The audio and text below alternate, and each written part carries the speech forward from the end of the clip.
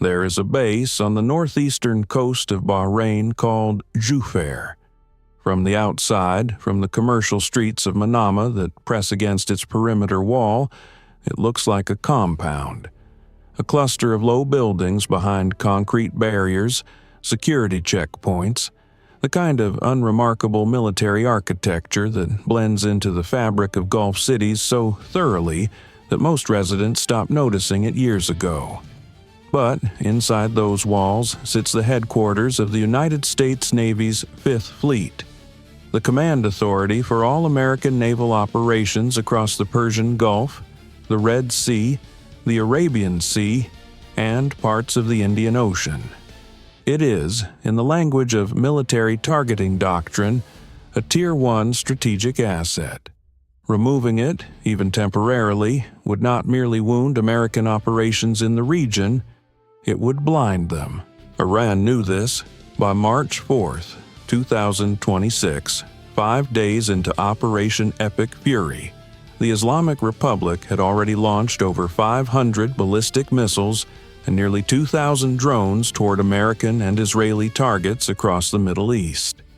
The losses had been extraordinary. The Iranian Navy had been reduced to a fraction of its operational strength. The Aerospace Force had watched dozens of its most capable launch platforms removed from the battle space by American air power before they could fire a second time, and the command structure was operating from hardened alternate positions that had been prepared for exactly this contingency.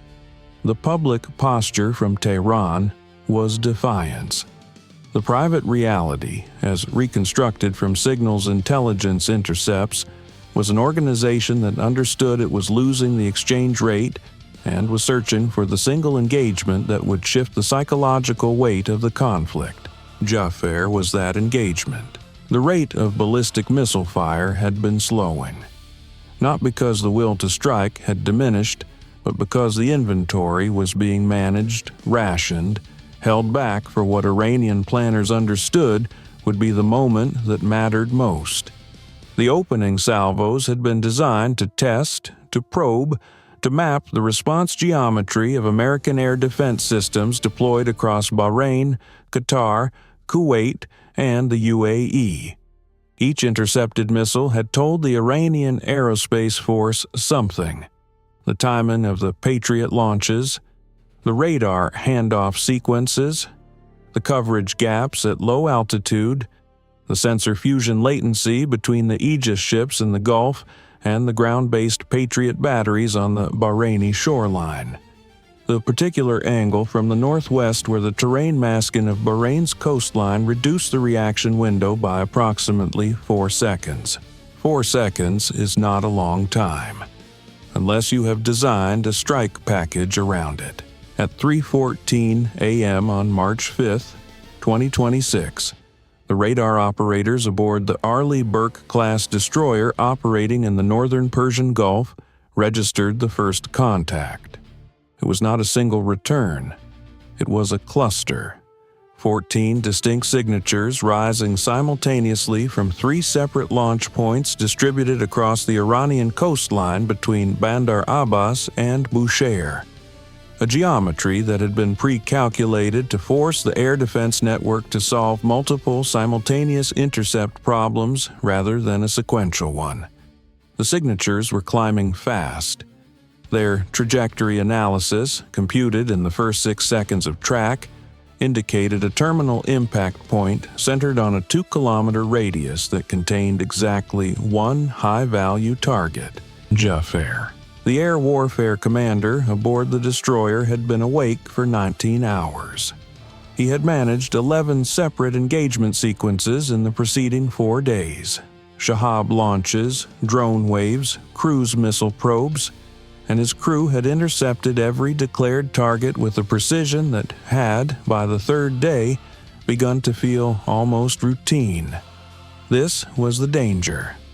Routine breeds the particular kind of fatigue that does not feel like fatigue because it disguises itself as competence.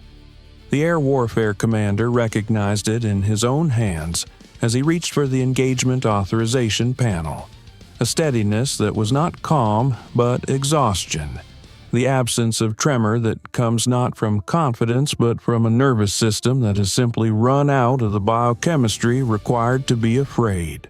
He authorized the engagement at 3:14:22 a.m. The destroyer's vertical launch system began sequencing SM-3 Block 2A interceptors from its forward cells in a coordinated ripple fire. One weapon per designated track, each missile assigned its target by the Aegis combat management system in the span of time it takes a human being to draw a single breath. The Combat Information Center was lit in the blue-white glow of the threat display, every screen populated with converging geometry. The air picture above the northern Gulf transformed into a diagram of vectors and intercept solutions that the operators read the way musicians rate a score. Not as individual notes, but as a pattern, a shape, a thing that had to resolve correctly or would not resolve at all.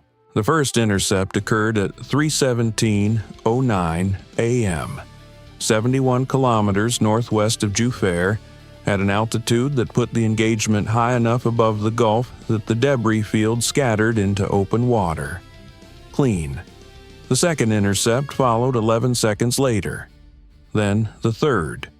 Then a gap, 3 seconds longer than the engagement timeline had projected, and then the fourth. It was during that 3-second gap that the tracking coordinator identified the complication. Track 7 had not behaved according to the modeled trajectory. It had descended. Not a failure, a maneuver. The missile's terminal phase guidance had executed a program dive, dropping below the engagement altitude band that the SM-3 interceptors had been optimized to exploit. It was now in the lower atmosphere, subsonic, maneuvering on a flat approach vector that the Patriot PAC-3 battery, positioned on the southern perimeter of the Juffair compound, was not oriented to receive from that azimuth. The PAC-3's engagement radar was pointing northeast. Track 7 was coming from the west-northwest, using the urban density of Manama's commercial district as terrain clutter, flying low enough that the buildings between the launch point and the target were degrading the battery's track quality to a point where the engagement solution was fluctuating outside the kill probability threshold. The Patriot battery could see it. It could not guarantee it. The Engagement Control Officer at the PAC-3 battery had been on watch for 11 hours. She was 29 years old. She had qualified on the Patriot system 3 years earlier and had never fired a live interceptor in combat until 5 days ago, when she had fired 7 in 72 hours. She understood, in the 3 seconds between the tracking coordinator's call and the moment the engagement window would close, that she had a choice that the system's software could not make for her: fire on a degraded solution and accept the risk that the interceptor would miss, leaving the launcher exposed for a second attempt, or hold, adjust the radar's azimuth manually, and lose 2 seconds of engagement time in exchange for a solution that the system would confirm rather than estimate. She held. She called the azimuth correction. She fired at 3:17:51 a.m. with 4 seconds of engagement window remaining.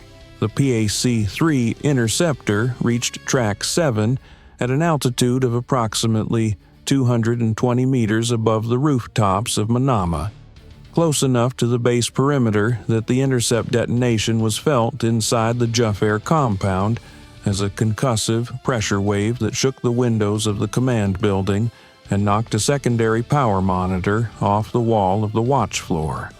The debris field from the destroyed warhead scattered across a 300-meter radius that included the northeastern corner of the base's outer parking area. 3 vehicles were damaged.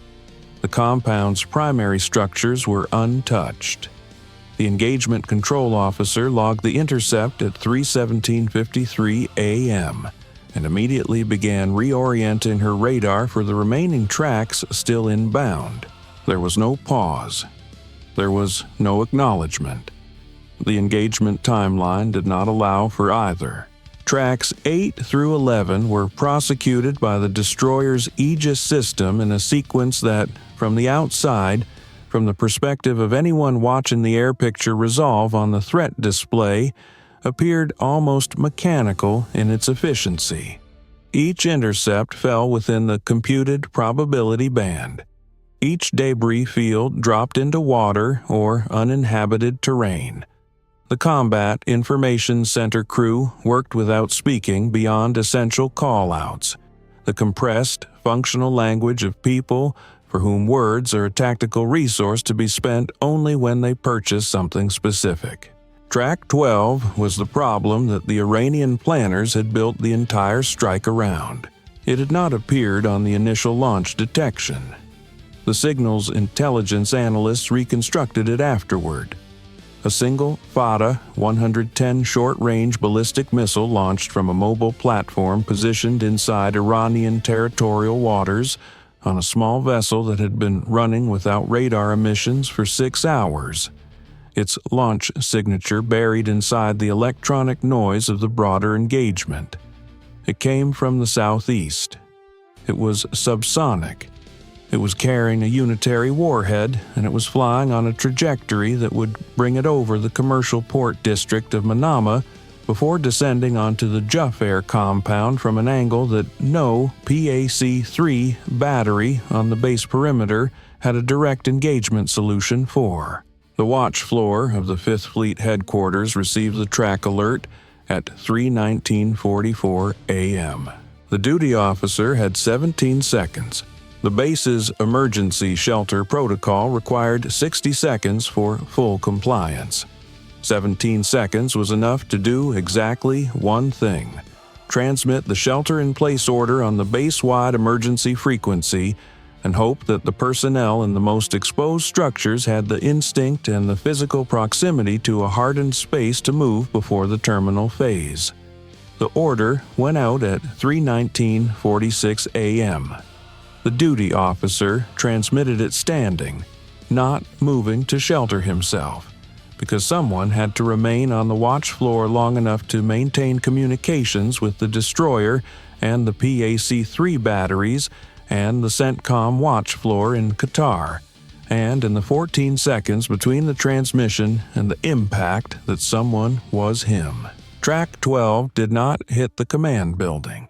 Its terminal guidance system, analyzed in post-engagement reconstruction, appears to have experienced a fusing malfunction, a failure in the detonation logic that caused the warhead to impact the ground inside the base perimeter without triggering. The physical result was a 2-meter crater in the concrete of the vehicle staging area on the base's western edge, and a pressure wave strong enough to shatter every window in the adjacent support building and drive concrete fragments through the exterior wall of an equipment storage facility at a velocity that left them embedded in the interior drywall like a pattern of gray teeth. 4 personnel in the storage facility sustained injuries from the fragment penetration. None were life-threatening. The duty officer was still standing at the watch floor console when the impact occurred. He filed his incident report at 4:02 a.m. It was 11 pages. Its tone was the flat, precise register of someone who has processed an event too significant to describe emotionally, and has chosen, by training and by temperament, to describe it technically instead. The report noted the time of each engagement, the performance parameters of each interceptor, the damage assessment of each impact point, and the personnel injury count. It also noted, in a section labeled Engagement Assessment, that the Iranian strike architecture had demonstrated a level of planning sophistication, the use of terrain masking, the deliberate trajectory modification of Track 7, the concealed mobile launcher for Track 12, that was inconsistent with the improvised responses the Iranian aerospace force had been generating in the first days of the conflict. Someone in Tehran had been saving this one. The post-engagement analysis conducted by the Naval Intelligence staff at Juffair over the following 24 hours reached two conclusions that were transmitted to CENTCOM and to the Pentagon that afternoon. The first was operational. The PAC-3 battery's radar orientation at the time of Track 7's approach represented a coverage gap that needed to be corrected by repositioning, and the correction was implemented within 6 hours of the engagement. The second conclusion was strategic, and it required no analysis to understand. It was legible in the debris pattern, in the crater geometry, in the azimuth from which the concealed Fateh 110 had been fired. The Fifth Fleet headquarters had been the primary aim point, not a secondary target, not a demonstration. The primary aim point of a strike package that had been planned, rehearsed, and held in reserve for 5 days, while the Iranian planners waited for the moment when the American air defense crews would be at their most fatigued, their most habituated, they're most likely to treat an incoming salvo as a routine engagement to be managed rather than a lethal problem to be solved with complete attention. They had not been wrong about the fatigue. They had been wrong about what it does to the people who carry it.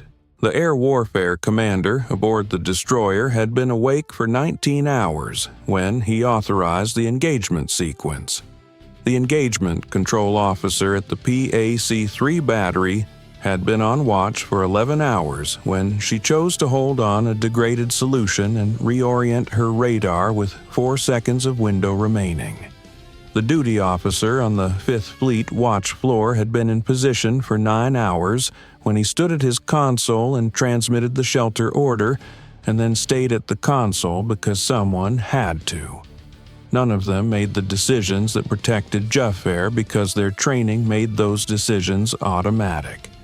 They made them because exhaustion, in the people who have been prepared for it, does not produce surrender. It produces a specific, quiet, undemonstrative form of stubbornness, the refusal to be the variable that fails, the determination to hold the function that was assigned, the understanding that the cost of hesitation is paid by someone else. The base suffered 4 injuries, 3 damaged vehicles, 2 structural impacts, and 1 shattered equipment building. The command architecture of the Fifth Fleet, the operations centers, the communications nodes, the intelligence fusion cells, the personnel who run the naval campaign across 4 million square miles of the most strategically consequential water on Earth, remained fully operational by 4 a.m. The Iranian strike planners had spent 5 days of surveillance, 1 concealed mobile launcher, and a 14-missile salvo to attempt to remove that capability from the operational picture. The cost in Iranian inventory terms was significant. The Fateh 110 from the concealed maritime launcher represented one of a finite number of mobile short-range platforms that Tehran had positioned forward specifically for this engagement. The 14 ballistic missiles in the primary salvo represented resources that, given the attrition rate of Iranian launch infrastructure under American airstrikes, could not easily be reconstituted.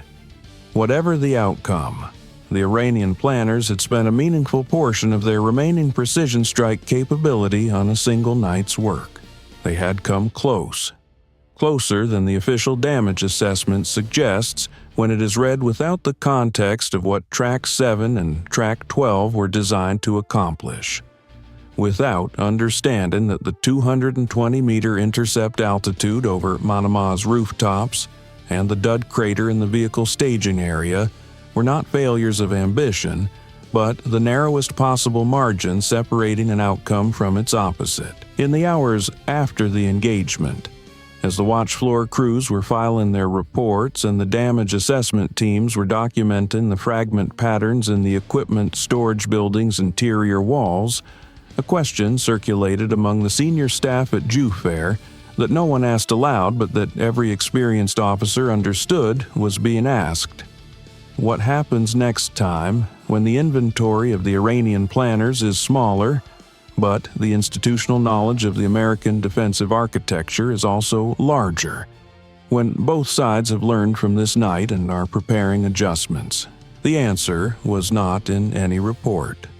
It was in the rotation of watch standers at the PAC-3 battery, in the recalibration of the radar orientation protocols, in the repositioning of the Aegis destroyer to close the northwestern coverage gap by 3 degrees. The preparations were made in the daylight hours of March 5th by people who had been awake through the night and would be awake through the following night as well. The perimeter wall of Juffair still stands. The watch floor still runs. The air picture over the northern Gulf is still being managed by people who have been awake too long and who will be awake too long tomorrow and the day after that, because the campaign does not pause for the biological requirements of the people executing it. The Fifth Fleet does not close. It does not relocate. It does not reduce its operational tempo because the perimeter wall took fragments. That is not a policy. It is a disposition, a choice made at the institutional level and then lived hour by hour and watch by watch by the individuals inside the walls. The numbers are these: 14 inbound tracks, 13 intercepted at altitude, 1 impact inside the perimeter, 4 personnel with non-critical injuries, 0 command functions degraded, 0 operational pauses, 17 seconds between track alert and impact on the final weapon. 1 engagement control officer with 4 seconds of window who chose to hold for a better solution. 1 decision, 4 seconds. The difference between a headquarters and a crater. The wall holds not because the missiles miss. The wall holds because, at the moment that matters, the right person makes the right call and does not flinch, and then goes back to the console and does it again. Until next time, the watch continues.